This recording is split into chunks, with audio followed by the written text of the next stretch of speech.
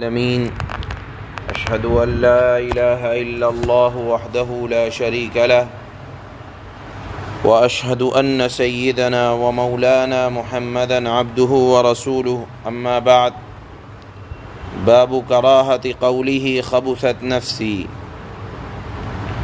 عن عائشة رضي الله تعالى عنها عن النبي صلى الله عليه وسلم قال لا يقولن أحدكم خبثت نفسي ولكن ليقل لقست نفسي متفق عليه.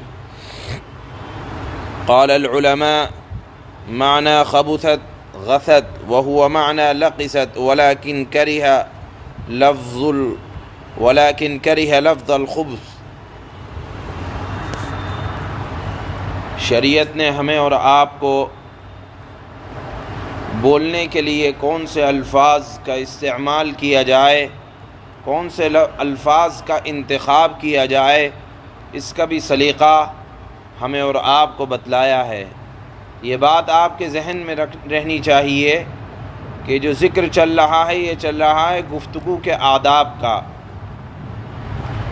اسی میں ایک ادب یہ ہے کہ اگر کوئی معنی ادا کرنے کے لیے دو لفظ آتے ہیں لیکن ایک لفظ کا معنی زیادہ برا لگتا ہے کانوں کو، یا ایک لفظ کے معنی کی کراہت زیادہ ہے اور دوسرے لفظ کے معنی کی کراہت کم ہے، تو کم والے کا استعمال کیا جائے گا۔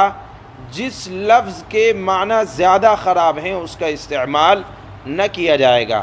اللہ کے نبی نے اس کی مثال بھی دی، فرمایا کہ اگر کسی آدمی سے گناہ سرزد ہونے لگیں تو وہ اپنے آپ کو یہ نہ کہے کہ میرا نفس خبیث ہو گیا۔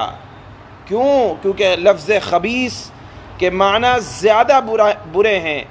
اسی کے مقابلے میں ایک لفظ آتا ہے لقیست، اس کے معنی آتے ہیں غافل ہونے کے۔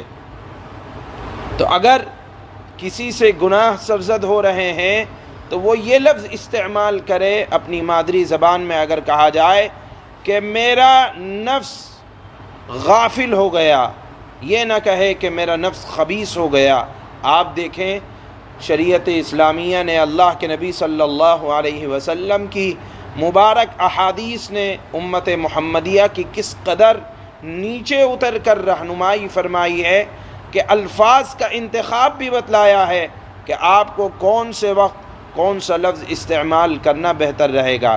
جیسے اگر میں آپ کو اس کو دوسری مثال سے سمجھاؤں کہ اگر آپ کو کسی کو کہنا ہے کم عقل ہے وہ آدمی، اس کے اندر عقل کم ہے، تو آپ ایک لفظ کبھی استعمال کرتے ہیں فلانا آدمی بیوقوف ہے، اور کبھی استعمال کرتے ہیں فلانا آدمی گدھا ہے۔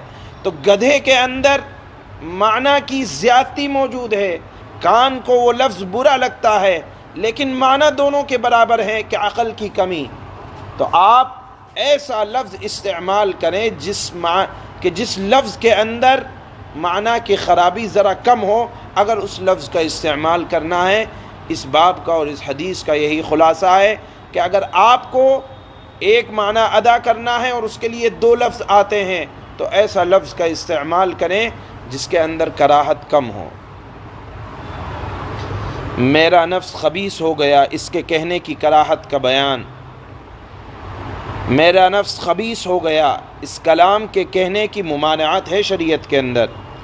حضرت عائشہ رضی اللہ تعالی عنہا سے روایت ہے کہ نبی کریم صلی اللہ تعالی علیہ وسلم نے ارشاد فرمایا، تم میں سے کوئی آدمی یہ نہ کہے کہ میرا نفس خبیث ہو گیا، بلکہ اگر کہنا ہے تو یہ کہے کہ میرا نفس غافل ہو گیا۔ حضرت امام بخاری اور حضرت امام مسلم رحمہ اللہ نے اس حدیث کو روایت کیا۔ سبحان اللہ و بحمدہ۔